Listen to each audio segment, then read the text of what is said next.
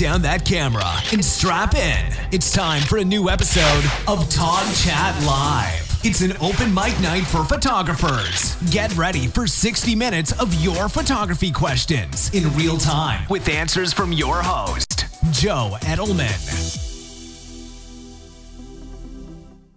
Hey, that's me. Hey, gang. Thanks for joining me for another live episode of TogChat. I'm Joe Edelman, your host, and my mission is to help photographers like you to develop a solid understanding of the hows and whys behind great photographs. So before we get going, gang, as always, please, I need all of you to share this and tell your photography friends that we are streaming live on YouTube right now. Facebook, Twitter, they're the fastest way to get the word out. You can click the share button underneath the video, or you can share the link, tog.chat/live. In fact, I'll go ahead and I'll post it here in the chat window for you right now so that you can let people know that we are currently streaming. So please do that. Help me get the word out, okay? Hey, we've got a lot of photographers tuning in from all over the world right now, so be sure, check in, leave a comment, let me know you're here and where you're watching from. It's always cool to see where we have people joining in from. And also be sure to start posting your questions for tonight's discussion. As always, I'll do my best to answer them all during our 90-minute, 1-hour program. So let's get started with some questions. I got a couple lined up here already. Be sure to stay tuned. I'm going to share my photos of the week, which include a little prep lesson for working with models. And also, I'm going to share those sharpening numbers that I promised you last week. Okay, so let's dive into the questions that we have here. We had some good ones come in early, so you guys, you got some catching up to do in the live chat here because there's a bunch of good stuff lined up. So right out of the box, I got a question here from Richard, and he wanted to know what kind actually, you know what, I can't contain myself, but I have to try. So I got a phone call. I got a phone call a few minutes before I came live on the air. So some of you will know what this is about, but you got to help me. You got to keep it a secret for just a couple more days, okay? Just a couple more days. So for those of you that know what's it about, you know, it's the inside secret. For those of you that don't know what it's about, I'm going to be really horrible because I hate when people do this. I truly hate when people do this, but I'm going to do it. I'm going to tease something. I've got a really, really cool announcement. This announcement's been in the works for a while. It's been a while coming. I have been working pretty hard to try and facilitate it. I have been working really hard to make some preparations for if it comes together. And I got a phone call 10 minutes ago, and it came together, and it's really cool. And the neat part of it is, yeah, it's really cool for me, so I'm kind of bragging, all right? But this is going to be so cool for what I am able to do for all of you guys. It's definitely going to give me even more access to resources and teaching opportunities, opportunities to create things for all of you. It's going to be awesome. It really, really is. So I can't give you all the details yet tonight because I haven't officially signed the paper, which will happen like in the next 24 to 48 hours. But I got the word. It's basically a done deal. And it's really, really cool. So stay tuned because this is going to be really, really cool. I've been working really, really hard over the last 6 months to kind of really make some very, very positive changes in terms of where I'm going to be able to go with this channel, what I'm going to be able to do for you guys. And so it's just exciting that it's finally coming together.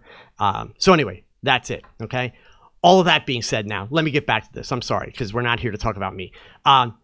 Ricardo wants to know, what kind of backpack do you recommend for on-location shoots? He likes the Peak design, but he mentions the price tag is kind of steep.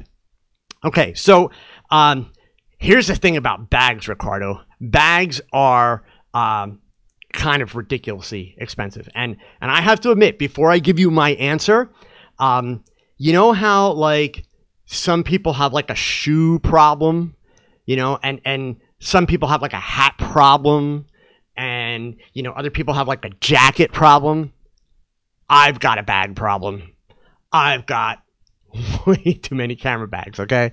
I'm one of those people that I tend to have a bag for like every possible situation I'm going to work in.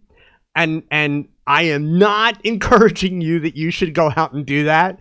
I'm not even saying it's a good idea because it's stupidly expensive.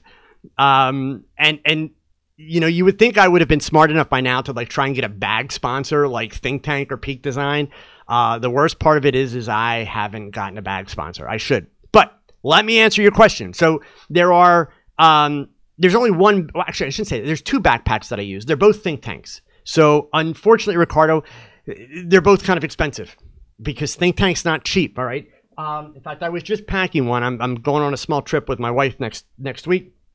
So this is what I'll be taking with me on this trip. It's a Think Tank. It is their Urban Approach 15. This bag right now, and obviously I can't turn it up right when I open it, but let me do the actual count for you so I can tell you what's in here. I've got 2 camera bodies and 1, 2, 3, 4, 5 lenses in this bag, which of course is also one of the benefits of working with, you know, mirrorless and micro four thirds. And it also holds a 13-inch laptop, so it will carry my Mac Pro. So that's the bag that I'll be taking with me. I also have a larger Think Tank that I use that actually holds pretty much 99% of my entire Olympus system at one time, if necessary. So that's not a bag that I would actually tend to walk around with a lot. You know, short distance is fine. But, you know, here's the thing I will tell you about bags, Ricardo. So it depends on, you know, obviously where you're from and what your budget is, right? Some of my favorite bags are bags that I found on Amazon that I spent like $30 with, okay?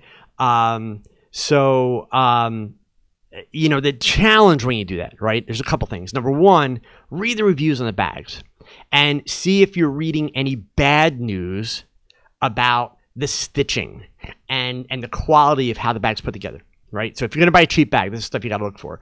The other thing you have to realize is that with most cheap bags, inexpensive bags, frequently they're really, really well designed in terms of like size and compartments, and even they look cool.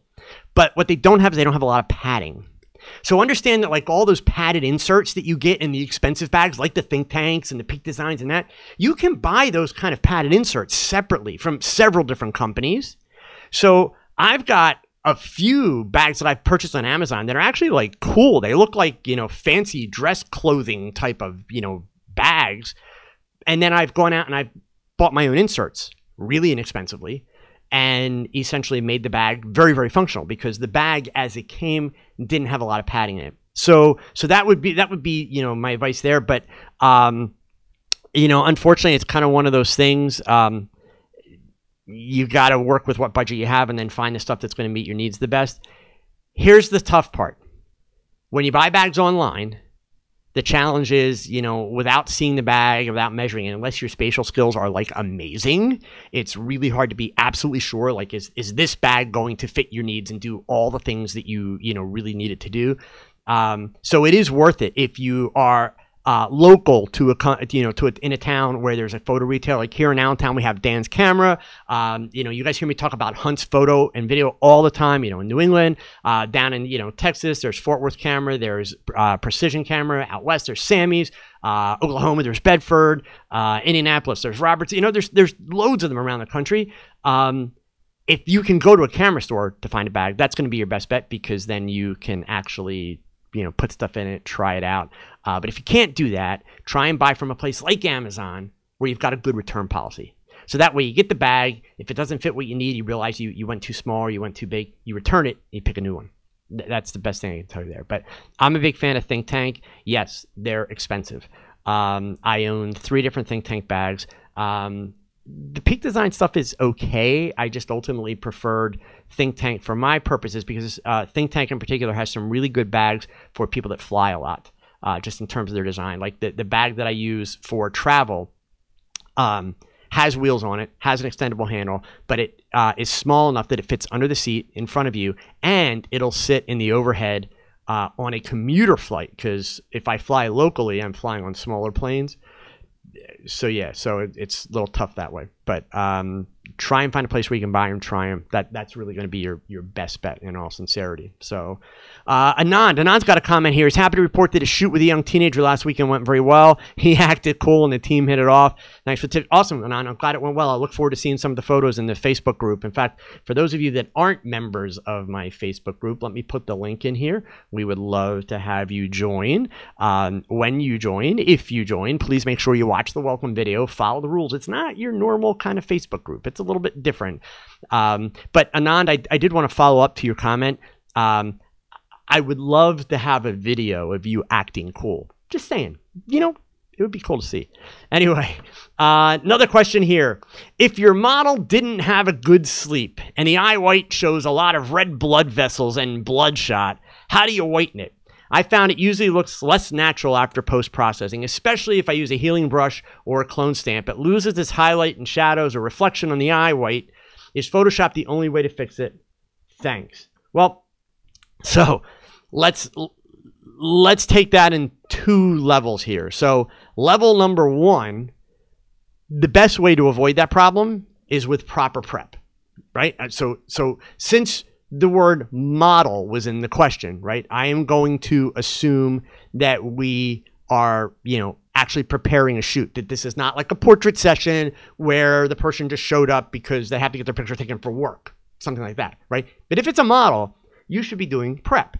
Part of that prep should be making sure that your model gets enough sleep the night before. If you don't actually discuss that with your model, if you don't actually, you know, point out to them, listen, you know, we're going to be shooting for 4 hours. I need you to look fresh and rested, because believe me, these young girls today, they'll be like, oh yeah, I can work 12 hours today and we'll come shoot for 2 hours later. I'll be fine. And then they'll stay up until 2 o'clock in the morning the night before. They'll work their 12 hours and then show up for your shoot. And of course, they look like crap, period. They think they can slap makeup on and they're going to look wonderful. It doesn't work that way. So the best way to deal with this eye issue and the bloodshot is to simply not have bloodshot eyes. In my studio, I have lots of Visine. If a model comes in with any kind of bloodshot in her eyes, she's putting drops in right away, okay? Some models understand that even just the act of having makeup put on will cause them to get slightly bloodshot in their eyes because it's an irritant to some people. So Visine is an important little thing to have in your studio or where you're going to shoot. And hey, I'll give you a little cool tip. So hold on to the eyes a minute. We're going to get around to the Photoshop part. Here's a cool tip that a lot of you may have never thought of, okay? You're going to photograph a model or you're going to photograph a person for a portrait. Hopefully you're working with a makeup artist, right? Because you're always going to get the best results if you're working with a makeup artist. But either way, what frequently happens is the girl, or the guy for that matter, wakes up the morning of the shoot and they're a little stressed because they're nervous. It's a big deal. They're going to get a photo shoot done and they've got a zit in the middle of their forehead. And the worst part of it is they panic. And the worst panic is, you know, they'll try and pop it, okay? Or they'll start messing with it and then it just gets all red, right? So here's what you have to do. And you have to tell your subjects this in advance. Number 1, you tell your subject, especially if you're working with teenagers like Anand just said, you tell them, listen, if you wake up that morning and you got a pimple or whatever, do not pop it. Don't mess with it. And then you simply have to reassure them that, hey, look, Photoshop fixes it in 2 seconds. It's like, I know you're not going to way it looks, you know, you're not going to like the way it looks when you're looking in the makeup mirror, but Photoshop, no sweat. But here's a little trick. If somebody comes in and they've got like a little, you know, kind of red blotchiness from a pimple, or like the pimple's just starting or that kind of stuff, Visine. Visine on the skin gets the red out, just like it says in the commercial. Visine takes the red out. So literally, if you got a person that's got like red blotchiness from a pimple, a little dab of Visine on it, let it sit for a few seconds, another dab, and you got to do 4 or 5 dabs and give it a minute or 2, and it will take the red out. But the beauty of it is, guys, we're talking about, you know, the Photoshop era, right? So things like the healing tool, clone stamp if you're desperate, but the healing tool, it takes a fraction of a second to eliminate, you know, a zit or a pimple or any kind of, you know, skin issue like that. But indeed, if you're dealing with a subject that you know is going to be really paranoid about that stuff, Visine works wonders. Now, back to the what do you do in Photoshop? You're kind of doing the right things, but it sounds to me like what you got to work on is kind of the finesse aspect of it, because I use the clone stamp, I use the healing brush to take that stuff out. The other thing you also use to clean up the eyes, because it sounds like you're overdoing the brushes. So the brushes are just part of the process for cleaning up the eyes. The other part of the process for cleaning up the eyes is working with hue, saturation, and luminance. Okay. Basically, if you have got red in the eyes, you've got, there's magenta with that. So you can pull the magenta out and that's going to lighten it. Now, it's not going to make those bloodshot streaks disappear completely, but it will take a lot of the fringing off of them, that kind of stuff. So it's a combination of all of those. Actually, DMAC mentioned here sea breeze. And indeed, yes, sea breeze will also, will help. It's going to have a similar effect. Okay. So there's a lot of ways to get DMAC. Actually, that's really good. You know what? That's one of those things I'm reading that. It's like, ooh, that's so obvious. I should have known that. This is what I love about this, guys. It's not just about me teaching. It's about having conversations and we learn stuff, okay? But you're absolutely right, DMAC. Seabreeze is perfect. It'll do the exact same thing, okay? It helps get that red out and the blotchiness off the skin. So that's very cool. Yeah, I mean, I can't give you a great answer. Now, next piece. There's a very good likelihood between these 4 YouTube channels, right? So you're going to have to go do a little research. But between Aaron Nace, Flern, between Unmish Dinda, Pix Imperfect, between, of course, the great Mr. Scott Kelby, and between Colin Smith, Photoshop Cafe. Between those 4, I am willing to bet that one of them, if not more than one of them, has a great tutorial on cleaning up the eyes, and they walk you through their steps. I'm always reluctant to do the Photoshop stuff. And obviously, even like with the sharpening stuff I'm going to give you tonight, I'm going to start to dip into it a little bit more, but not a lot. These are great educators. So there's not a lot I'm going to bring to the table differently. So I'm going to try and show you some of my little pieces of workflow, but I want to give it in each time in bigger context of how other people are doing it, because I'm not the Photoshop guy. That's not my thing. But I will definitely share on, with you, what I can. So, DMAC, do I tell my makeup artist or make up your model a certain way? Do you tell your makeup artist to make up your model a certain way? Oh, absolutely, DMAC. Yeah, I mean, you never, and believe me, it's a rookie mistake that photographers make. The first time you work with a makeup artist, you find a makeup artist, you get it all set up, makeup artist shows up, and they're like eager beaver. They want to please, right? They don't want you to be unhappy. So they come and it's like, hey, what do you want me to do? And the photographer turns around and says, oh, hey, you're the expert. Do your thing.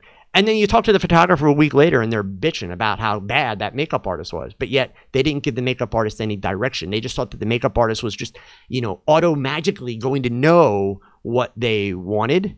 So yeah, no, you have to give your makeup artist feedback on what kind of look you're after, what you want to accomplish, and that's one of the challenges of doing this kind of photography is that you got to be willing to live and die by your decisions. And the only way you learn, there's no book. I could do a million videos. It's not going to teach you. The only way you're going to learn is to make the decisions, shoot it, and then evaluate it. Did the makeup artist do what I asked? And if the picture sucks, then it's on me. But then you've got to ask the questions, why? What should I have told the makeup artist to do differently?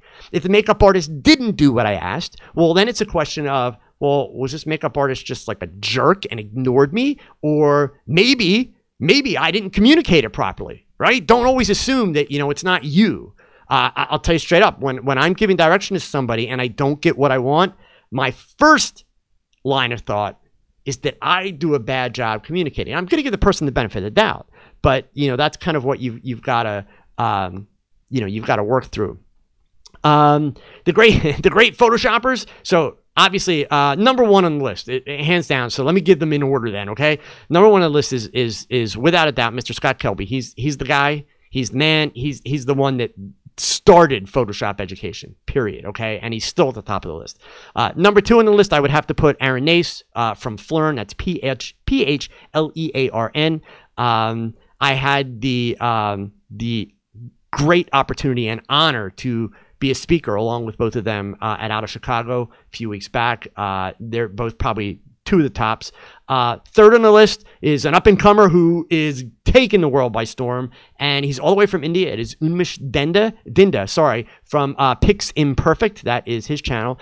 And another guy that has only just hit my radar back in, February, when I was in Vegas at WPPI. I met Colin Smith, who is Photoshop Cafe, and awesome stuff, really good job. All 4 of these guys, I love the way they teach. But now, be clear, I've talked about this before. Now that I gave you their names, let me give you a piece of advice. Check out all 4. see which one you feel like you understand the best, the most, and then ignore the other 3.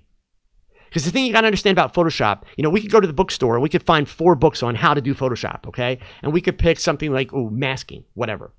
And if we go to all 4 books, we're going to find 4 different ways to do it. And guess what? All 4 of those different ways, they work.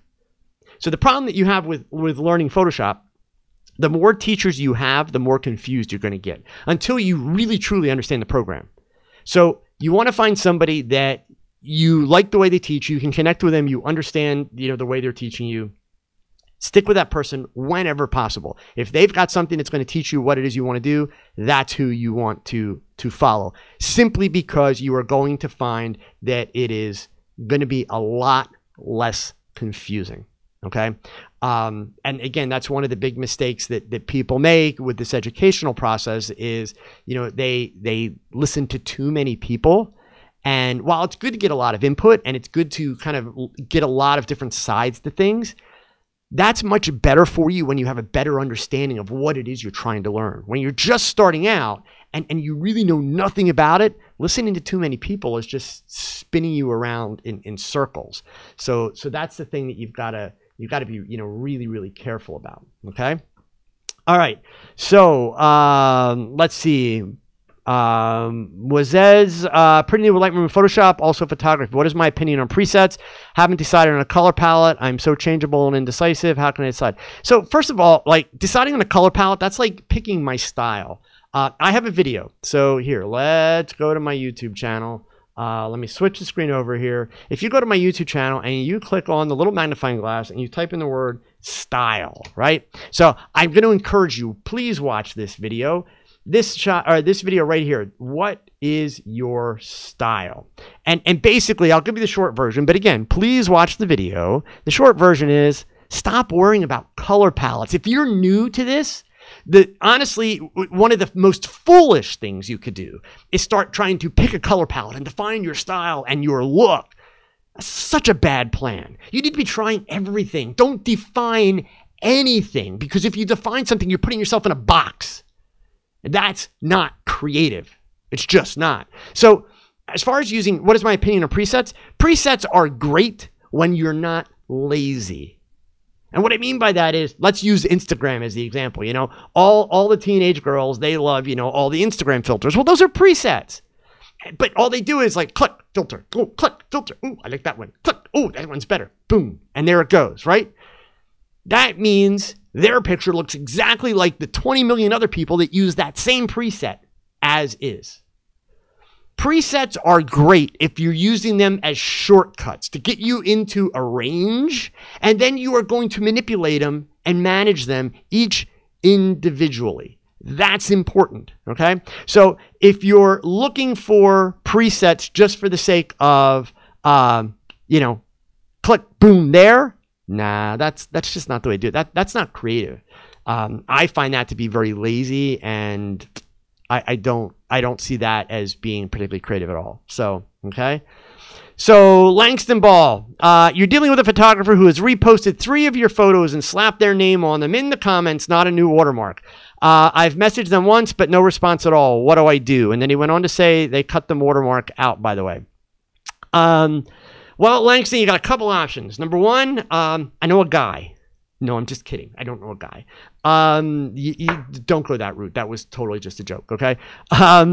So the first thing you could do, Langston, give me a comment as soon as you're able, and I'm going to come back to your question. The comment I want to know is, what website are we talking about? Is this Facebook, Instagram? Where is this? Let me know where they have reposted your pictures, or if it's on their personal website, okay? So, all right. Mark Randall, you had to have your jaw surgically reattached after the TNC live stream. Yeah, I don't even want to know what that's about. So let's keep going up here. All right, so I got a couple other questions waiting. D. Lawrence, Joe, I really admire your use of fabrics as wardrobes and headpieces. Wish you would consider an instructional video on how you go about styling and shaping the material to get those results. D. Potentially, very potentially. I'm sorry, in my head, I'm imagining doing that. And like, I feel like what I want to say is the best advice I could give you is like drugs or alcohol. There's not a methodical process. So I will tell you this. There's not a methodical process. The key to it is, if I was to give you one piece of advice about doing that stuff, the key is be fearless. Frequently, I will take something. Well, actually, a really good example. Here, let me, just to give you a little bit of insight into kind of the thought process. Let me switch the screens back here. We're going to go back to the YouTube channel. And I want to go back to I'll click on the videos list here. I'll get the actual link.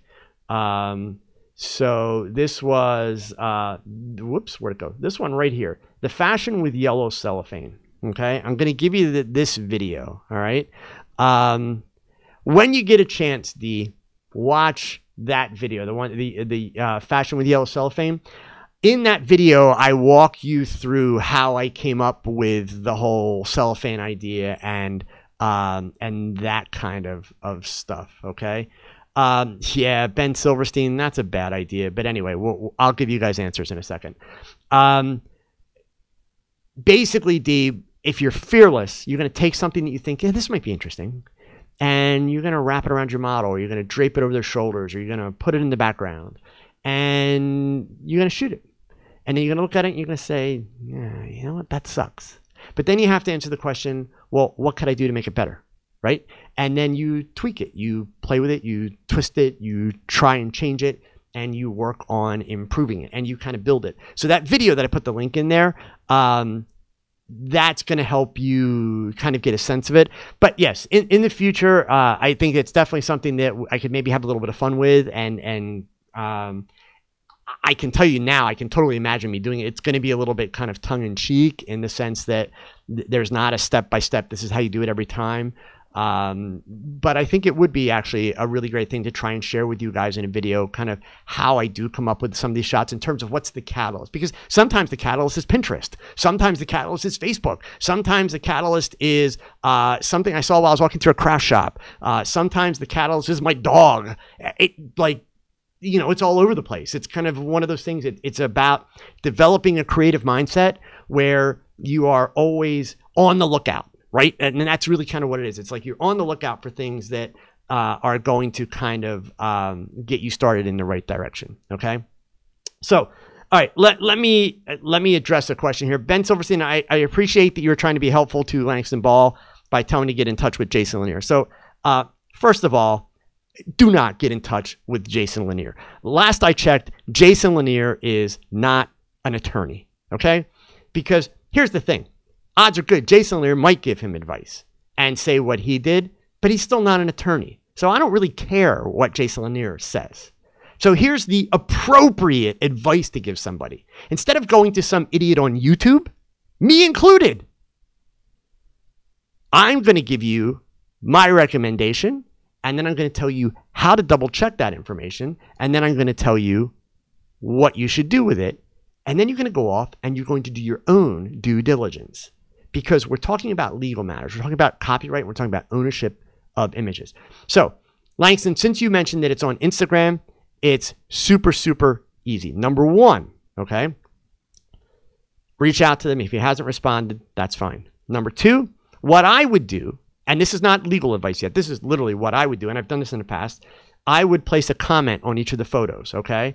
And I would, in that comment, politely, don't be a jerk about it. Don't try to out the person. Just say, I would appreciate it if you would contact me regarding the use of these images or remove them, as these are my images and I can prove ownership to them.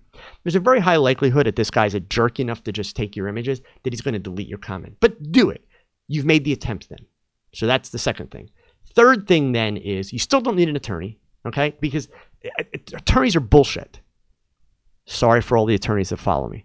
What I mean by that is there's too much legal crap in our world, right? I'm not a big fan of all this litigious mentality, all right? So for me, that's the dead last step. And I'm proud to say I've never had to go to court over stolen images, ever. And I've managed to get resolution every single time. And in big part because I've never been out for blood, ever. I've just been out for what's fair. Okay? So the next step after he deletes your comments, because we're going to assume that he will delete your comments, but you should take that step in good conscience.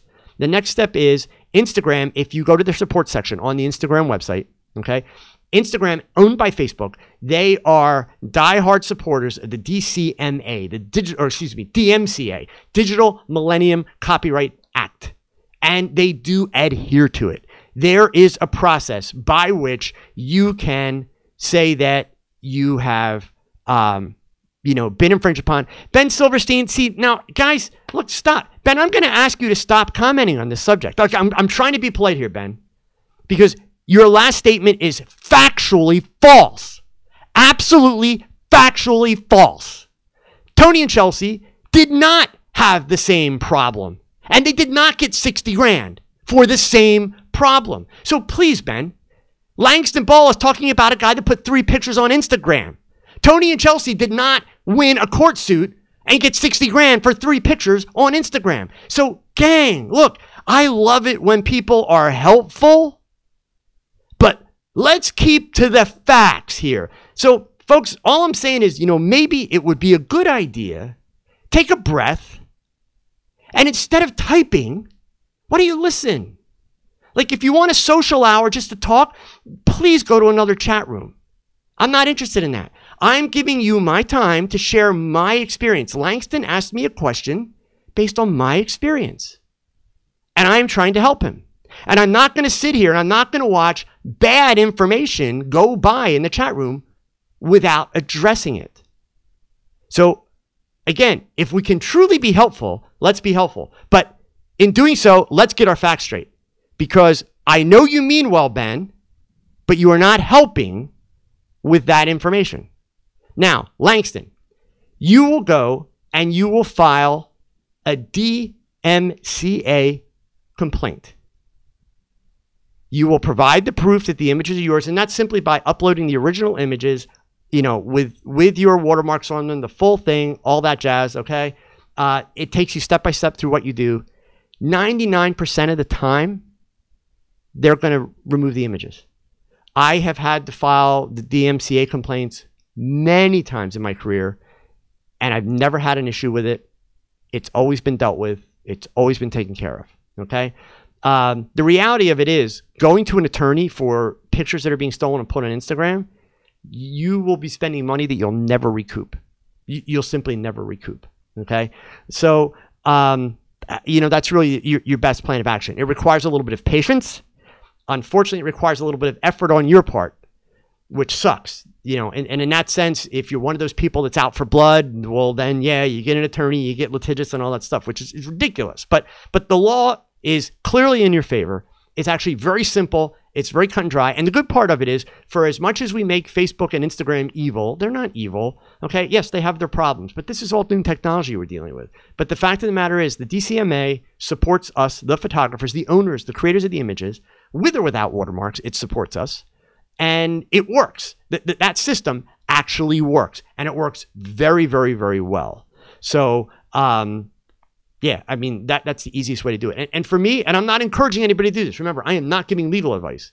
But I will tell you that in my career, I have never filed an image with the Library of Congress. In other words, I've never registered copyright. I have had images stolen. I have had images used without my permission. And in every single case, by being level-headed and by being sincere and by dealing directly with the offender or with the host of the offender, whether that be a social media platform or whether that be the hosting service that hosts their website, in every single case, I've been able to have the issue resolved without attorneys, without court costs, without any BS. So, again, guys, it's all on how you approach it. So the information, I want to be clear. Ben was trying to be very helpful, and he was trying to give you good information, and the information he was giving was factual, but it was not contextually helpful when you're talking about, winning 60 grand for somebody to put your photographs on packaging for products, as opposed to taking 3 pictures and putting them on Instagram. So again, sorry, gang, but it is important to me in situations like that, because it is legal stuff. And I will never propose to be an attorney. But everything I've just told you, Langston, you can research the DMCA both on Instagram and just Google it, and you're going to read all about it, read how it works. Okay. So, oh, Scott, well, that's kind of, so Scott just said here, could you not write a comment on that photo on IG saying that, you know, at XX Photography did a great job? You could, but that's kind of what I just suggested, in the sense that, I mean, you could do that and it's kind of backhanded. And you figure in all likelihood, the person who copied the photo and posted it, they would probably delete that too. So I would actually approach it, since you've already messaged them, I would actually approach it and basically put the comment underneath it to say, hey, you know, I glad you liked my photograph, but I'd really appreciate it if you would contact me so we could discuss this, since I'm the creator of this image, you know, and the key is very dry, not threatening, no editorializing. That's what and for me, that's what one of the things that I found is very, very important. Believe me, there have been times when I found stuff like that and I've been furious and I want to just like rip into somebody. That never gets you where you want to go. Never. Okay. And the minute you start threatening any kind of legal action, that just gets people to shut down and run away. So the best plan is just keep it level, keep it sincere, keep it honest. Don't be accusatory, and just deal with the facts. If we just deal with the facts, it's usually a lot easier to get through that stuff. And again, you're backed up with the fact that the DMCA is there. So Troy Hall, yeah, after all that work, they got about $3,700, which is, you know, really pretty ridiculous. So what's the value of having the lawsuit? There's not. And you know, I can't comment on the legalities of what Tony and Chelsea went through, and I'm not saying they should have done anything different. You know, I'm just saying that, hey, were probably ways that they could have avoided spending the $60,000 and coming up with, you know, a solution in the end. So again, it all depends on, you know, how you like to do things. So Tanonix is getting antsy here. Can I go over the sharpening of your photos, please? I promise you, 2 minutes. So Scott Spinning, have I stopped doing talk tips and last frame? I've noticed that most are around 2 years old. So I haven't stopped. So here's where we're at with that. The last frames, actually, I did a couple last frames last month. They're not 2 years old. They're actually fairly frequent. Okay. Last frame, I used to do them a little bit differently a year ago. But basically the last frame is a walkthrough through a shoot that I did. So that video that I just showed a minute ago with the yellow cellophane, that was a last frame video. Same format as before, all that kind of stuff. The talk tips, there are a lot of tutorials coming. Again, with this project that I've been working on for the last couple months, a lot of things have gotten sidetracked, and I'm not making excuses. It is what it is. But as of tonight, I can say it's been totally worth it. I'll be able to make an announcement next week to make it all formal, and people will have a little bit of a better understanding. But there's definitely a lot more of the tutorials coming. The first big one that you're going to see is going to be a series. It's the modifier series. Okay.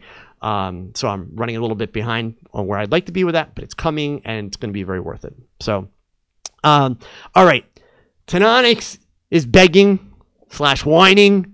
He wants to know about my sharpening stuff. So last week, for those of you that weren't here last week, where the hell were you? Hope you had a good excuse. If you were here last week, you know that somebody asked when I was showing my photos for the week, like, man, my stuff is always so sharp. What's my sharpening process? Okay, so we'll do this backwards. I'll show you the sharpening stuff first, and then I'll go ahead and I will also show you my photos of the week. So the only reason I'm even sharing these with you, so full disclosure, okay, I want to make sure that I'm like getting all the facts straight here. I told you guys I'm not a big fan on doing Photoshop stuff because there's a lot of great tutorials out there. So what I relayed last week when we had the conversation was while I was out of Chicago, Mr. Scott Kelby did the keynote address there that night. And part of what he talked about, his talk was, you know, the things that they don't tell you as a photographer. And it was kind of like all the things that you should know that you are never taught. And the good part of it is, most of it is stuff that I teach. Things like practice, things like don't be afraid to suck, all that kind of stuff, right? But one of the things he talked about was the importance of sharpening your images.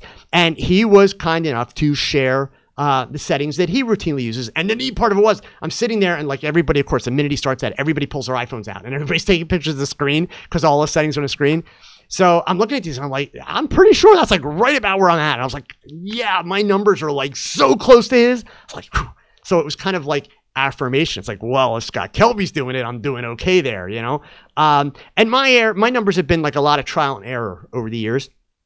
I may have, I'm going to be completely honest, I may have originally found these numbers, or at least the basis for these numbers, in really, really, really early Kelby videos. Because back in the day, Kelby was like my guy in the early days of YouTube. Like, and then Kelby 1 when it was NAPP, the North American Photoshop Professionals, or whatever that was. But I was a member of that, you know, back in the day, and followed all that stuff. So 10 to 1, I probably got my start on my numbers. But basically, I do 3, sometimes 4 different variations on sharpening on an image. So let's walk through that. All right. So the first thing is, when an image comes out of the camera, for my Olympus cameras, the default is 40. When I open up that file in Photoshop or Lightroom, it's got a default sharpening of 40. I will usually bump it up to 50. So that's the first thing. That's when I'm in the raw processor, right? So that's there. Now, once I've got my image basically finished, okay? In other words, I've done all my processing. I've got the way I like it. For normal sharpening, and this is, by the way, this is when I'm still working on the full-size image, right? This is the full-res, full-size image. These are the sharpening settings that I use. 120% with a radius of 1 and a threshold of 3, okay? And that's on every 99% of my images, okay? There is an occasional situation where maybe it's an architectural type image. So this is rarely, this next one I'm going to tell you is rarely for people. But if it's an image that's got a lot of detail, maybe if I was photographing like a car or architecture, or even if I was doing a model shot, maybe with something that was like really grungy and gritty, well, then I would do more of a detailed sharpening. That's going to be 90% with a radius of 1.5 pixels and a threshold of 0. So it's going to really pop it up. This would be over sharpening, way over sharpening most images of people. Okay? So that's that piece. Now, all of this is on full res. So in camera raw, I'm popping to 50 in the sharpening. Once I'm done the image, I'm going to sharpen, again, my normal settings, 120%, radius 1.0, threshold 3. Then when I'm ready to save the image for the web, so let's say I'm going to post it to Facebook, right? Proper image width for Facebook images for a post is 1,200 pixels wide. So if you're going to post an image to Facebook, you should be sizing that file to 1,200 pixels wide. If you've watched my social media videos, you know this. Don't upload full res photos to Facebook or Instagram. That is simply stupid. You are forcing their website to make the decision to recompress your JPEG and horribly degrade your images, okay? So, that being said, once I've sized my file to 1,200 pixels, before I save it, I am going to apply my web sharpening, which is 85%, 1 radius, threshold of 4, and then I will save. That is how I make my images look great online. Okay? So, last time through, really quick, save you guys having to replay this. My normal sharpening at full res, 120%, 1 pixel radius, levels 3. If it's an image that's got a lot of detail to it, and this is not likely to be a portrait, 90%, 1.5 pixels, and threshold of 0. And then when I'm saving it out for the web, 85%, radius of 1 pixel, threshold of 4. Okay? Rad Matt, what about Instagram 4x5 crop image sizing? What about it? This has nothing to do with the actual image size or the crop. This is simply sharpening for the web, sharpening at full res. That's all I'm talking about there. Okay? All right. So, that being said, let's go ahead and do my pictures for the week, and then we'll get back to questions. So I still got a bunch of really good questions here. So you guys are getting like really good with the questions. These are good discussions. But my pictures for the week. So the first one this week, 2 weeks in a row, is not one of my normal studio portraits. I'm going to go ahead and I'm going to do the granddad thing again. But I had fun again this past weekend, and I did some action shots of my grandson. And so he had this little, step 2 roller coaster thing that he was just having a blast riding in the backyard. So I went ahead and shot it backlit, number 1. So the sun's behind him. So I decided to break all the rules. Now, the best part of it is, in a situation like this, I know that basically I'm going to overexpose some areas of the image, right? I'm going to overexpose those highlights. And you can tell, yes, they're blown out here. Yes, they're blown out here. And guess what? I don't care. Okay? Simply don't care. They don't ruin the picture for me. It's not a problem.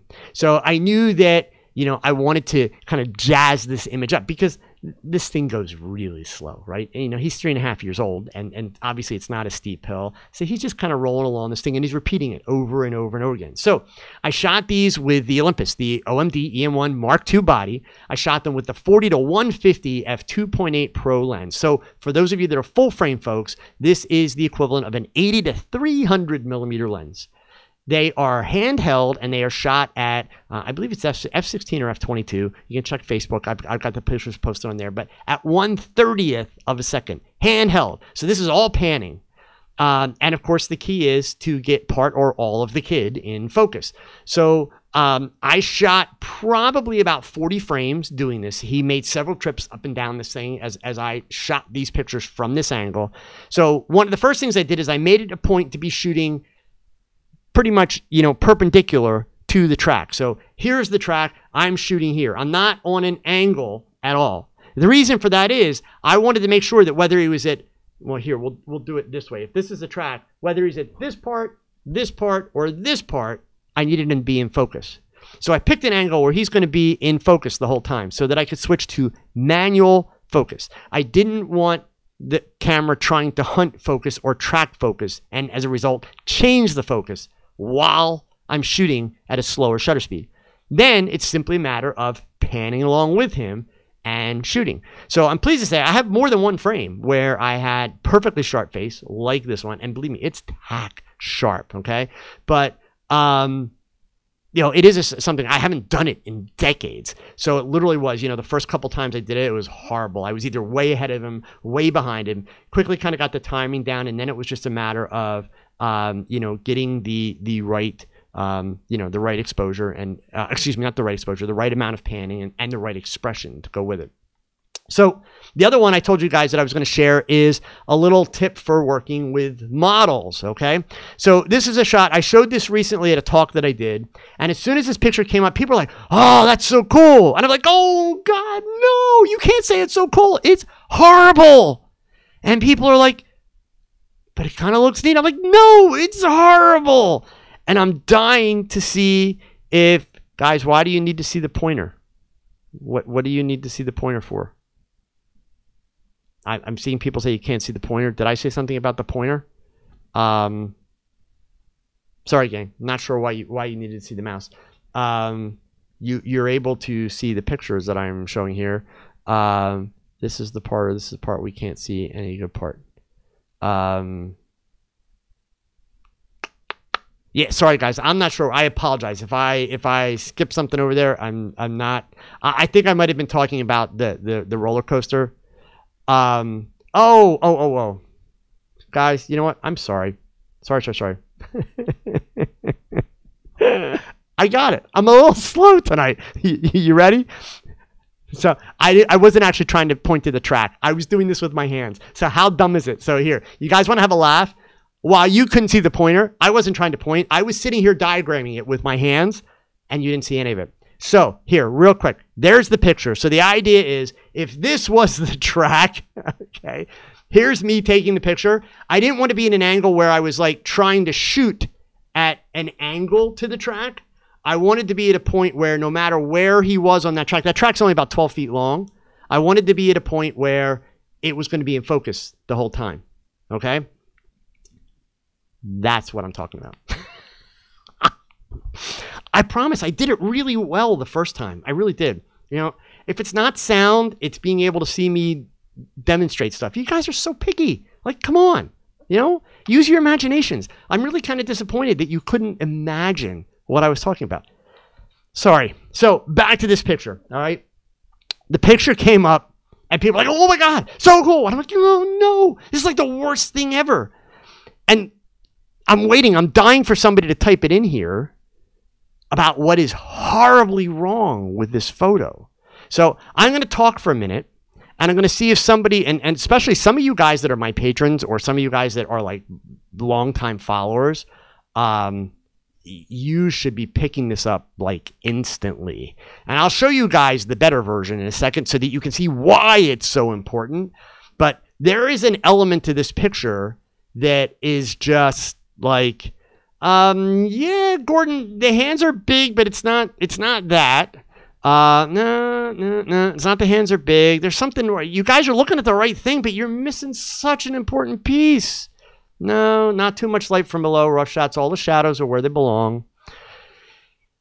Seriously, guys? All right, so, guys, look closely at her hands. Okay, the picture's going to change. It's going to be a slightly different pose, but it's basically the same shot. No, not the catch light. There's the better version. No, it's not the lighting from below. Okay? No, not the tattoo. Not the lighting from below. What about the hands, guys? Please look at the fingernails. Look how sloppy these fingernails are, okay? So, guys, everybody's like ripping the picture. Here, guys, take a pause. I'm not asking you to like the first picture. The first picture is not the good picture, all right? I don't care about the hands. I don't care about any of it. I'm trying to point out to you, fingernails, look at the fingernails. This is why fingernails are so important, okay? Troy, you're trying to dissect the bad picture. Don't dissect the bad picture, guys. Follow along. It's a lesson about what's good and what's bad, all right? What's good? Here, all right? Fingernails. The lighting is meant to be extreme. Yes, the lighting is heavily lit from below, but not overly lit. If you notice, there is still shadow on the bottom of her jaw. There is still shadow on the bottom of her nose. I don't care if you like the effect or not. You guys ought to know by now, I'm not going to give you a picture of mine to critique because I don't care about your critique. I'm not saying that to be a jerk. I'm saying that I don't take my pictures for you. I'm sharing information with you. I want you to see the difference that fingernails make, okay? When you are shooting pictures with hands, with your models, you have to have decent fingernails. It makes all the difference in the world to your pictures. So that's the lesson here. This case in particular, this young lady came in for a shoot, and this was totally my fault. So I want to be really clear. It was my fault that she didn't have her nails done. The reason was we had planned to do a beauty shoot. You guys may not realize it, but this is the girl that's in the yellow cellophane picture. So here, actually, if I don't have a big, or do I have a big? No, I don't have a big version of it here. If I go back to my videos tab real quick, I'll switch this back. So this is the same girl that you are seeing in this shot right here. So you guys have all seen that picture before. Okay, so it's the same girl, all right? She came in for the purpose of doing this shoot. And normally I would automatically tell the models to do the fingernails anyway. I completely forgot. Totally on me, not her fault. And then sure enough, as fate will have it, Murphy's Law, partway through the shoot, we decided to do the shot, and I had her bring up her hands. And as soon as I did it, I was like, "Ugh, I can't believe I didn't tell her to do her nails." So in my studio, I always have boxes of, I mean, literally, there's probably 5 or 6 boxes down there of glue-on fingernails. They're always available, okay? So we paused, took a few minutes, put the nails on so that we brought the elegance back to the shot so that things look clean, things look polished, things look finished. So I'm showing you this as an example of, this is the kind of thing, you see this all the time online, where people are, you know, putting in the effort, trying to do kind of high-end work, and they overlook a little detail like fingernails. So that's my share for the week. There's the difference that it makes. Now back to our questions. All right, so another question I had here from Ajax. Saturday, he's going to do a shoot in a room with lamps in the background that give off a warm hue. In other words, they're probably like incandescent lamps, right? His question is, to balance the light from the flashes with the tungsten light from the lamps, should he use a CTO gel on his softboxes to cool the yellowness of the lamps? I'm guessing if I use more than one flash, I'll have to use a CTO gel for each. He set his Kelvin in the camera to 5600 when using only flash. In this case, should he set the Kelvin in camera somewhere between 3200 and 3800, okay? So actually, Ajax, I mean, I don't know exactly the context of what you're going to shoot, but if I'm doing something like that, especially if it's like a portrait of that, I'm actually not going to CTO anything. I'm going to color balance to my strobes in the softboxes, and then I'm going to let those warm lights in the background go warm because it's going to bring a warm color. It's going to add another color to the background. So you could add CTOs to your strobes. It's a pain in the butt. And in which case, then you want to get your strobes down to 3200 if those are incandescent lights in the background. In other words, if you want everything balanced, and if it's a true incandescent bulb, then yes, that's going to be 3200. So you've got to do that. Okay. But I would actually challenge your thought process and say, why do you need to go ahead and balance it? Why not let those lights go warm in the background? Because if they're behind your subject, it's not like they're going to mess with the color temperature of your subject. They're just adding a warm color to the background. Especially when I used to do newspaper work and that. I used to do that kind of stuff a lot because it just adds kind of like some really good depth to the image. So that would be my reason for that. So Mark Randall, looks like the nails in the first are cut back quite a bit. Not sure what color would go with it that didn't extract from the face. Maybe the same color as the lips. No, Mark, you never do color on the nails. Oh my God, Mark, you have not been following me long enough, sir. No, you never do color on the nails. Not unless you are trying to create something that's specifically interesting and meant to be colorful. Otherwise, no. Nails are always clear coat, French tipped, just like you saw in that picture. You don't, remember, what are you photographing? You're photographing the model, or you're photographing the nails. So as you mentioned, you don't want a distraction. You definitely don't want the distraction. A color nail on skin tone, I don't care what color it is, it's going to be distraction. So you want clear coat or French tip, basically nude or thin French tips. That's it, okay? Ajax, portrait of a model on a sofa. Yeah, man, if those lights are behind the sofa, I would totally let them go orange. It's going to bring more depth and more mood to the shot. Yeah, I would totally use that. That would be my approach, Ajax. So let's see. Paint the background wall in white and purchase a gray paper roll, or the opposite. If you have the option to do either, I would paint the background wall gray and then get a white seamless. That would be, whoops. Thank you, Gordon. Picture is still up. If you have the option between painting the wall white or gray and then getting a white or gray roll, I would paint the wall gray and get a white roll. That would be my option. Okay. So, all right, scrolling back here. I know we got a bunch of other questions here in the chat. I saw Anand said he had something up a ways. Let's see. Individual sharpening of images, and Ronaldo, why won't that work for you here? What about sharpening in Lightroom? I do batch editing and individual sharpening images, so Photoshop won't work for some. Ronaldo, I won't lie to you. Sorry, I missed that when it came by before, Ronaldo. I won't lie to you. I am Lightroom illiterate.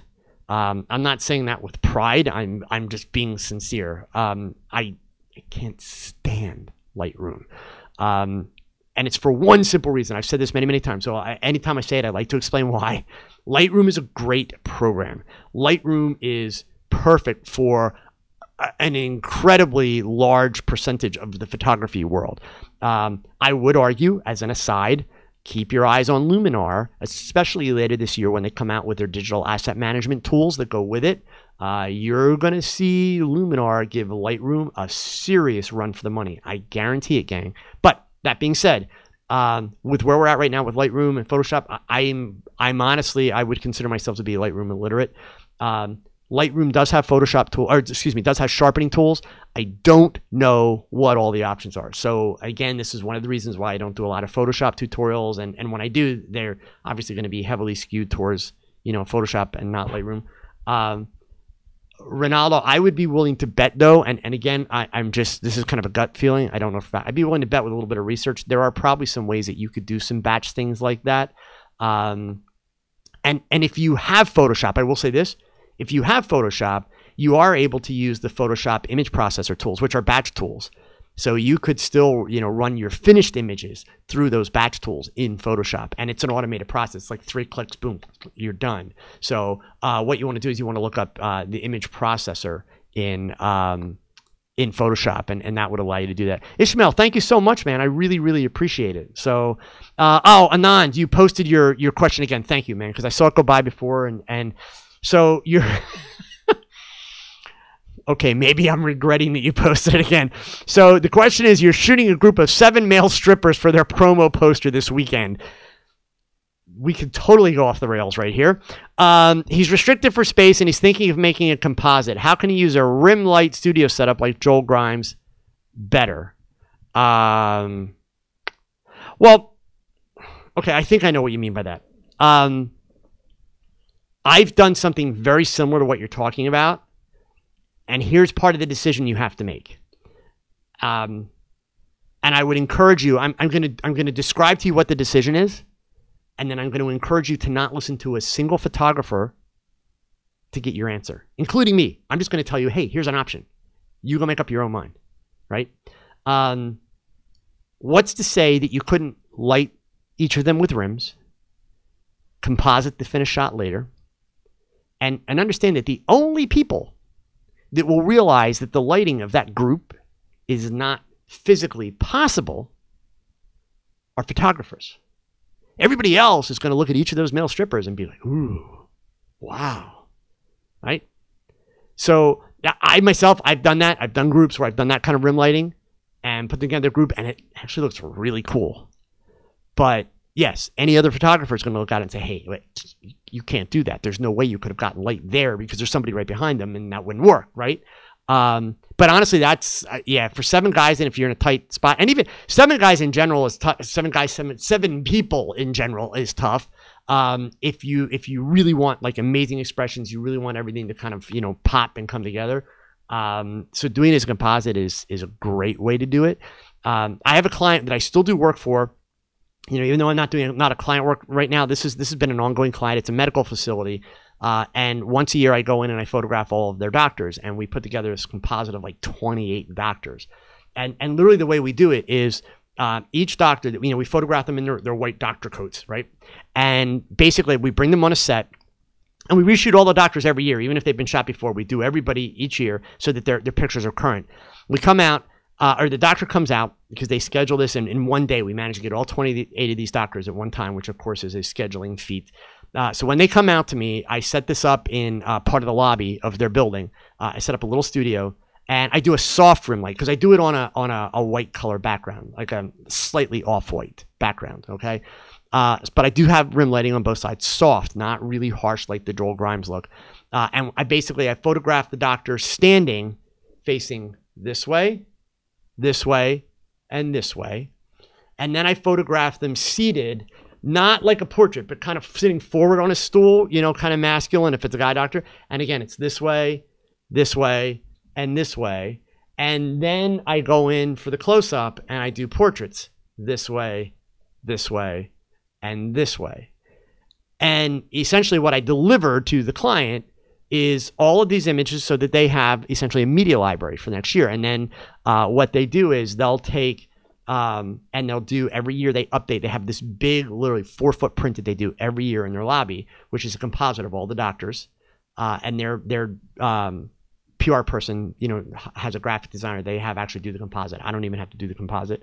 But then throughout the year, as they need images for press releases and things like that, they've got this library. And even there, we use the rim lighting. Again, it's not quite as harsh as Joel Grimes, but when you see it together in a group, it looks awesome. But yes, a photographer will look at it and say, that's not possible, right? So that's it. Let's see, Mark Randall. Just to repost the question, what is the benefit of resizing Facebook pics to 1200? I think you said before sharpening versus the recommended high quality 2048 pixel size. Is it 2048? Then I misspoke. Mark, if that's what it was, I apologize. For some reason I was thinking it was 1200, and I believe that you are probably correct. If you're a member of my Patreon group, you can get access to my eternally updated Google Docs spreadsheet of proper online image sizes. For me, Mark, I literally have all that stuff in presets. so that in terms of sizing presets that I've built, so I don't actually pay attention to them each time. So yeah, the more I'm hearing it and reading it, the 2048 sounds correct. So I simply misspoke. I apologize. Okay. Let's see. Ajax, you're getting ready to start your website for portrait photography. I heard you recommend Format in the past. Is this still the case? Ajax, it absolutely is. Yes. Format.com. I highly recommend it.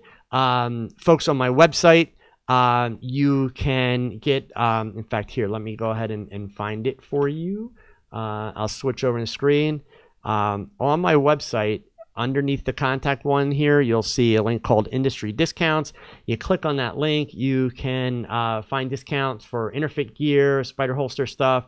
You can get a month of free web hosting at format.com, even some discounts at Hunts. Anytime I'm able to get discounts from different manufacturers and suppliers and things like that, I post them on here. These are not affiliate links. I don't make affiliate money or anything like that on them. The only affiliate links I use, gang, for those of you that follow Ken Wheeler and like to get all up in arms about affiliate links, if you see an Amazon link for me, it's an affiliate link. I make a couple bucks on Amazon. Yeah, that's it. But all this stuff is just passed along. Ajax, before you do that though, and Ajax, I know you're one of my patrons, make sure you talk to me about it tomorrow night during the Zoom chat, or not tomorrow night, Friday night during the Zoom chat. Before you sign up for that, because I want to give you a little bit more information and kind of give you some ins and outs, but I highly recommend Format. I would definitely use them in a heartbeat over Squarespace. Squarespace websites look like Squarespace websites. They're not as easy to modify and to do design tweaks on as it is with Format. And yeah, it's just, they're kind of boring because everybody looks the same. So that's kind of the problem there. Okay. All right. Another question here. We got that one. We got that one. Cool. We're cruising along. So here's a question from Laurent. He's real new, or she, gosh, I'm not sure now that I said that. Is it he or she? I apologize. Real new to portrait photography. I'd like to try some environmental or architectural portraits using a recent gift. It's a brand new Tokina 11-16 f2.8 lens. Ooh, that sounds like fun. Are there any traps to avoid? Like keep the lens as vertical as possible to put no distortion to the model, or on the contrary, is playing with distortion and perspective acceptable and can it bring great aesthetic results? Well, there's a couple questions I have for you. So if you're here, Lauren, hopefully you can answer these. And if not, I'll try and cover as much of it as possible. So the first thing is, you got this 11-16 2.8 lens.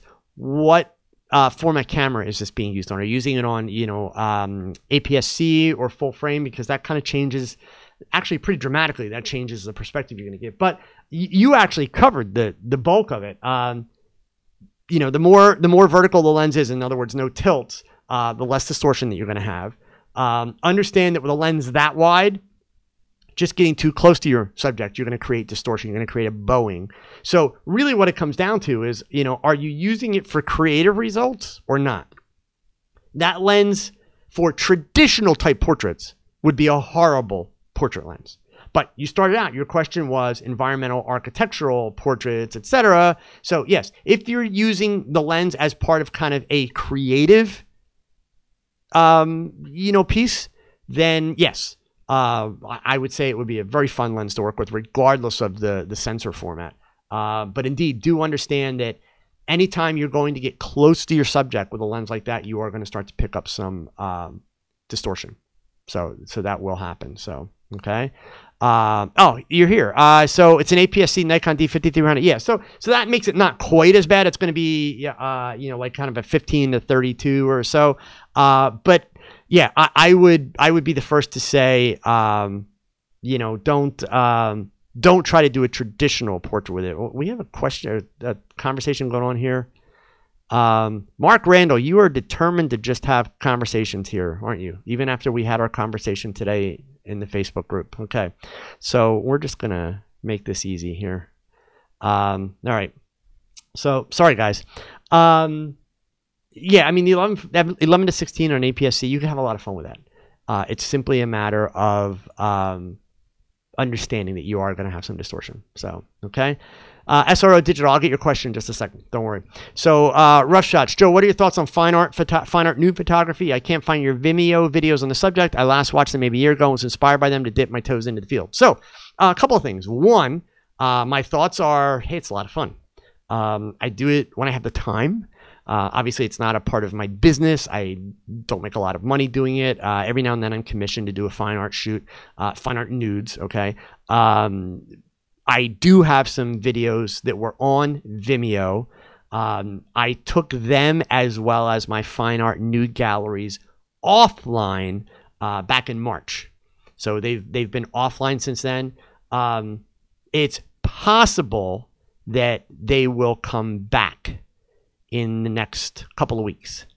But I all of this project that I've been working on and this kind of big announcement that I have coming, I had some concerns that the other parties involved may have some concerns. So, you know, it was a matter of balance. How important was it to me to have these fine art nude images online and on display?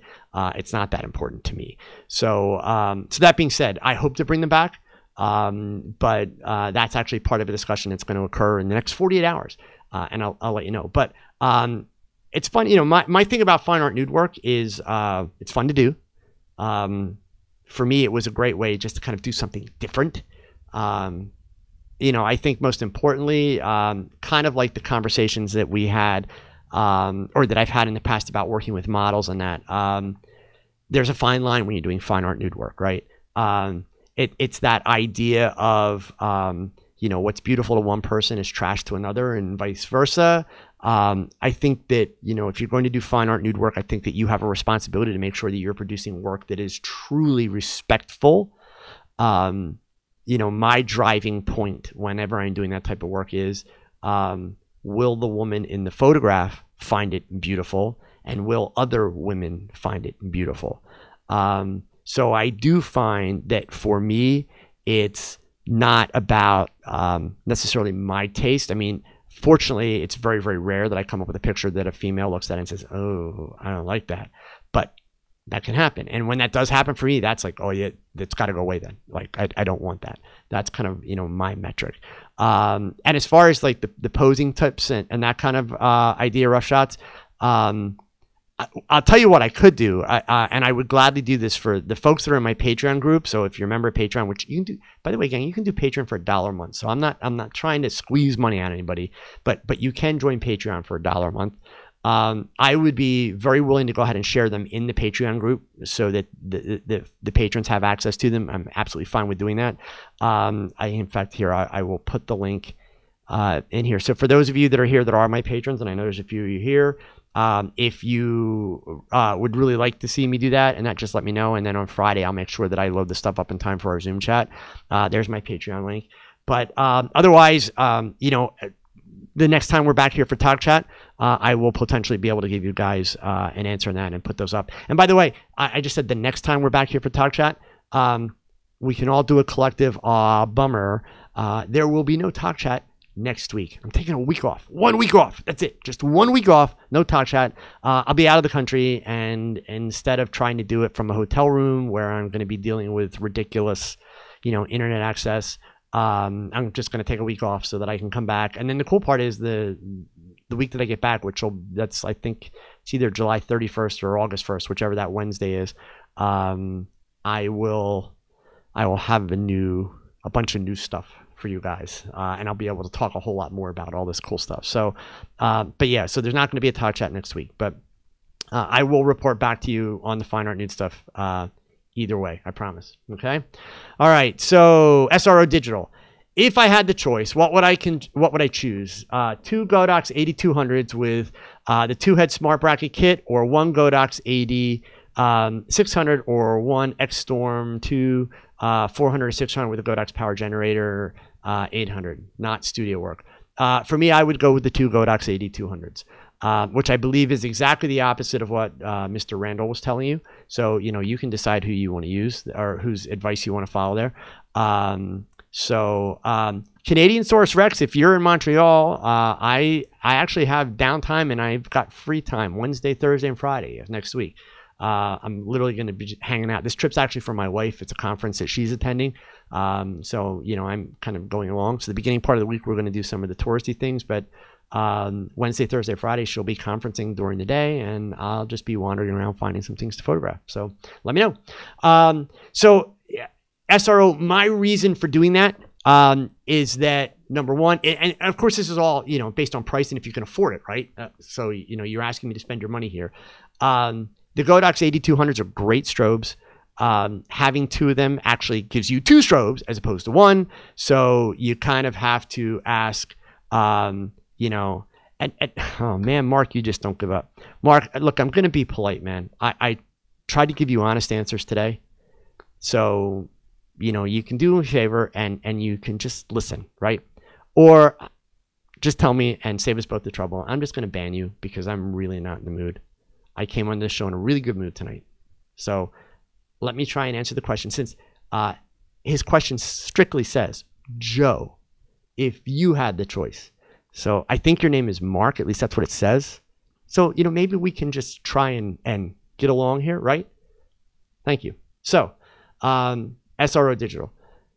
Go with the two. That way you've got the added versatility of having an extra strobe. I have a feeling, which is what, was not being said before. I have a feeling that, what you're trying to do here with these strobes you're talking about is you're trying to overpower the sun. So that's what I'd really like to know, because of course, other people were so quick to jump in and say, do this or do that.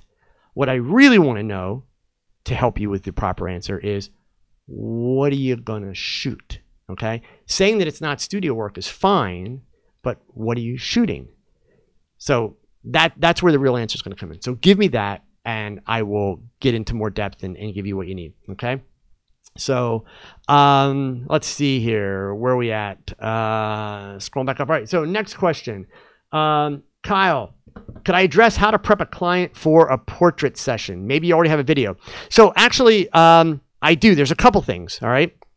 Kyle, number one, here, let me switch back over to YouTube. I'm going to take that off. Let's go here. And on the magnifying glass again. Okay. Portraits that flatter. Let me get you. So this is a video. I'll forewarn you, it's a little bit long. So this is actually a live recording of a talk that I gave to a camera club. But this talks a lot about my prep process, okay? I will be doing some videos this winter when it gets cold again, and I've got to look for inside stuff to do, talking about prep in a little bit more detail. But this actually covers a ton of it. So I would encourage you, start with that video, Kyle, and you'll get a lot of good information out there that I think you'll find very, very helpful. Okay. All right. Van photos.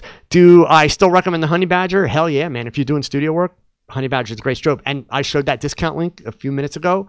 You can get 10% off on any of the Interfit products, even the S1s and the S1As. But the Honey Badgers are awesome. I love them. So DMAC, did I ever do any macro shots with your Tokina 100? A few. Not a ton, but a few, yeah. And it was great. I mean, equally as sharp as a macro as it was, as a portrait lens.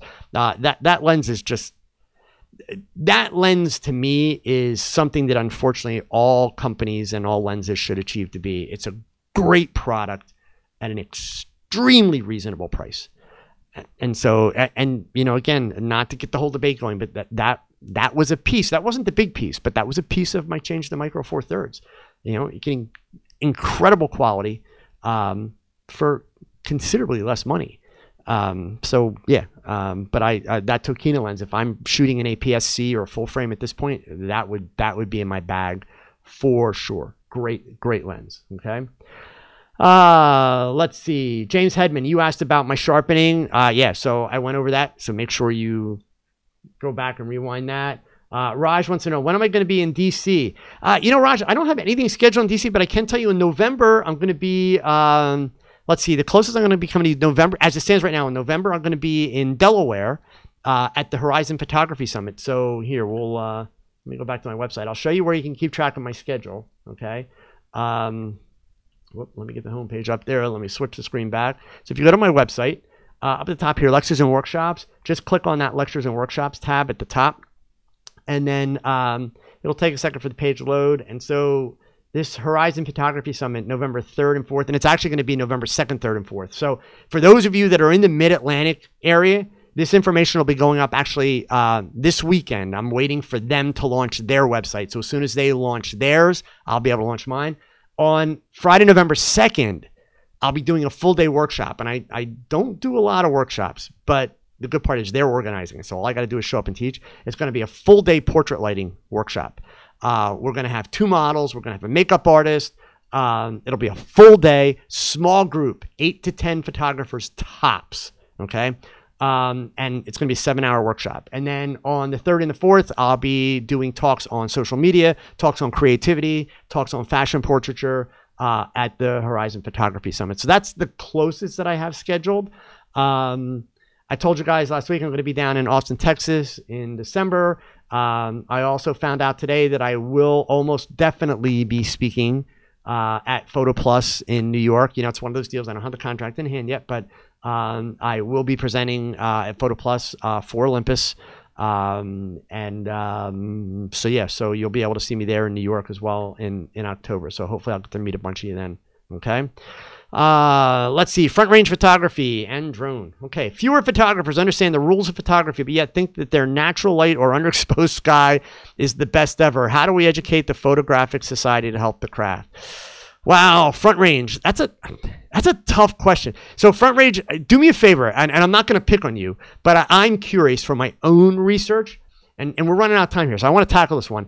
Let me know, if you will, how old you are, or better yet, what your age range is. Because if I'm guessing, you're kind of closer to my age. So answer me that first, and then I'll give you a response. Mr. Manny Ortiz, if you get sponsored to go, I'll see you there. Manny, dude, get sponsored. Make it happen, man. Come on. Seriously, got to see you in New York, all right? Like, I got to see you in Chicago, which was cool, but we didn't get to spend enough time together. Plus, I know if you'll come to New York, you'll bring your wife, and then I get to see your wife, because you know I'd much rather spend time with Diana than you. It's that simple, okay? So anyway, that's what I figured, front range, 44. So here's a good thing. So Manny, if you're here, hang in for a minute, because I want you to weigh in on this, man. I need your help here, all right? And so guys, here it is, right? Because you know that I kind of disagree with Manny's approach. You guys that watch Manny and watch me. So look, let's go back to this question. We're going to finish the show up on this, and I want this to be a very positive discussion, gang, okay?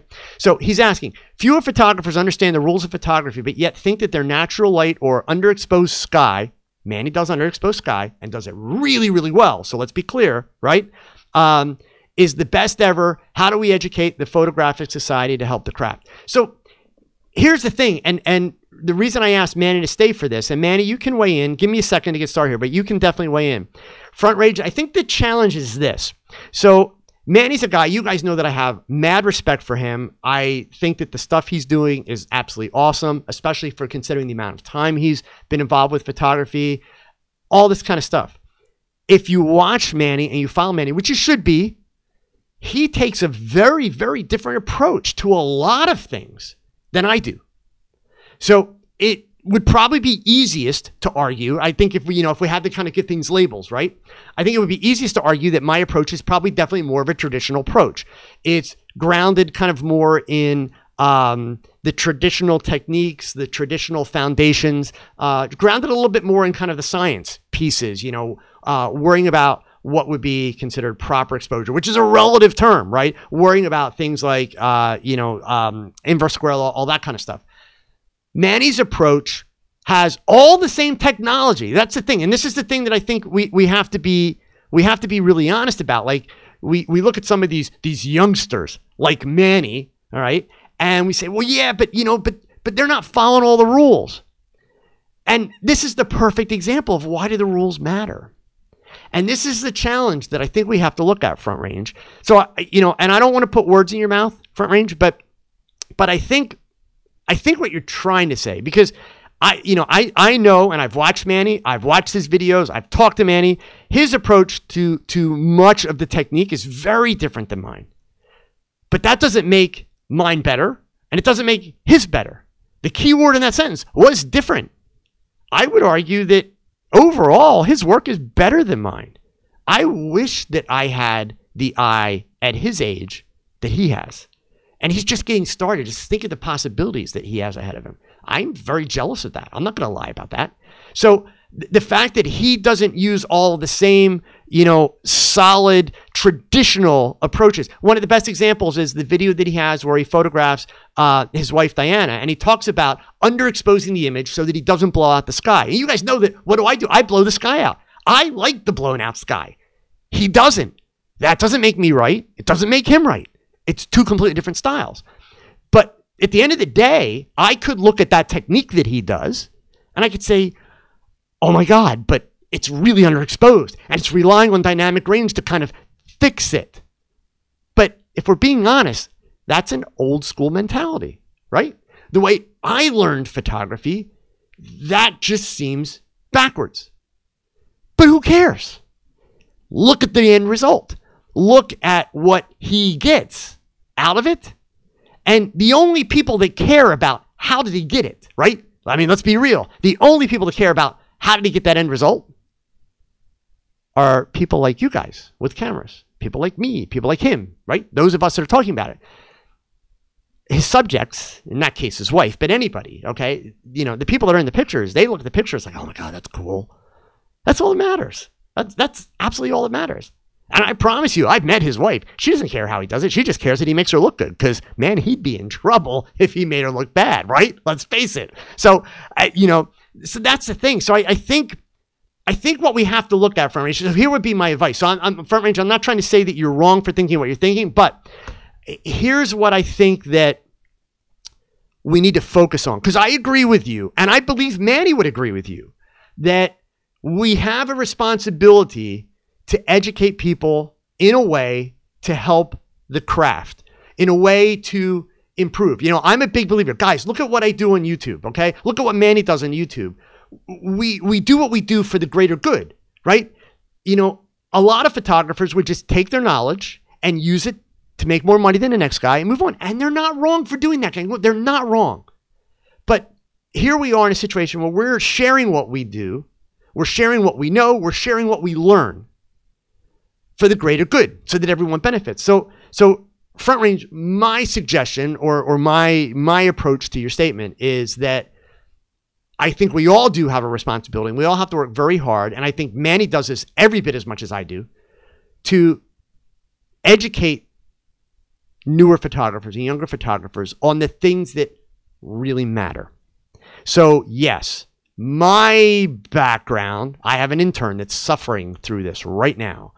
My background is to try to push a lot of foundational things. It's that old school stuff because that's what I learned, okay? Manny would probably approach it slightly differently, but here's one thing that Manny and I have in common, and all good photographers have in common, and that is that when you look at the finished product, so let's forget the conversation about how do we get there. When you look at the finished product, there are a few things that you can apply as a label. One, consistency. Consistently great work. And, sorry, that sounded pretentious. Let's use good. Consistently good work. Okay? That's one. And I think that's first and foremost. Two, creativity. Thinking for ourselves, trying to think out of the box, trying to do something that's different. Okay? You take those things and you realize also that when you look at my work, you look at Manny's work, there is an attention to detail in that work. Now, while Manny has a little bit more of kind of a, what's the word? I guess a natural style, and obviously mine is more studio. Mine's more, processed, shall we say. And I don't mean Photoshop. I just mean all the elements being put together that aren't normally together, right? There is a consistency in both styles that is attention to detail. That attention to detail is important. It's so important. So I think, for me, that's the way that that's what we really need to teach people. I don't think Manny would disagree with me that, you've got to learn about the exposure triangle. You've got to learn how to use your camera. You've got to learn all that stuff. That's kind of the given. We should always be teaching that. But to do it in a sense of kind of rules, I think it's challenging. So, Manny typed in here, proper exposure on the subject should be a priority, but he has technology in his hand that allows him to break the rules and push his image. Right. And so the good part of it is I would actually argue and say that he's not breaking a rule, because in all fairness, guys, what is proper exposure? Proper exposure is a subjective thing, right? It's subjective. So don't ever tell me that if I pick an image and I want it a little bit later, that it's the wrong exposure. If it looks good, it's the right exposure, right? It simply is. So, that's the key here. So I think when we talk about like what's right or wrong, it's a very fine line. It's a line that we have to be careful of. And I think it's also really, really important for younger photographers that we are not drawing a line in the sand with these rules, because that just intimidates people. It simply intimidates people. Yes, remember, gang, Manny and I come from two different generations, right?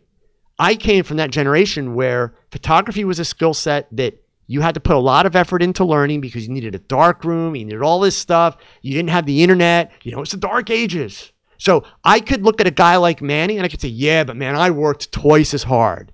And you know what? Maybe I did. Maybe I didn't. What does that matter? Like, it doesn't matter. I maybe know more than Manny because I've been doing it for 40 years, but look at his photography. What does it matter that I know more? It doesn't matter, right? So I think that the way we actually help the community and the way that we help, the craft to thrive and to improve is we focus on what's really, really important. And what's really, really important is the creativity. It's the visual. It's the attention to the detail in the image. It's not the way we got there. It's not the way that we get to the end. So Anthony Larios, thank you so much for the super chat, man. I really, really appreciate it. So yeah, I mean, Mandy, that was great timing. I'm glad you're here tonight. Thank you, man. I think for me, Front Page, I agree in principle with what you're trying to say. I'm hoping that you're not taking that approach of like, oh yeah, there should be rules. People need to learn all this stuff. That's the old school thinking. I understand it. I appreciate it. But I would debate and say that what's much more important is we teach people to set high standards for the quality of the work. Don't worry, Front Range. I'm older than you, man, so it's all good. Okay? And you know what? It's people like Manny that have taught me what I just said. Not through conversation, by watching, by admiring. People like Manny, people like Irene. I looked at both of them. I hate them just a little bit. I mean, come on. Look at how talented they are. I've been at this for 40 some years, and look at what they're doing in a short period of time. Hell yeah, that's frustrating. But at the same time, it's cool. I mean, how cool is it that we have this technology that somebody can do that? So the barriers to entry are much lower today than they were when I was a kid. That's awesome. Like, yes, the 20-year-old version of me would be like sticking a knife in Manny's back. Like, oh, he's competition and he's good. Like, yeah, that was a different time and it was a different world. At this stage of the game, I think it's awesome because, for me, I find it inspiring to look at people like Manny, to look at people like Irene. Yeah, I wish that I could do what they're doing, but I've always been that way. I look at, a guy down the street and he does something cool and I'm like, God, I wish I would have seen the world that way. I am always somewhat envious of creativity that's not my own because I love the process of creativity.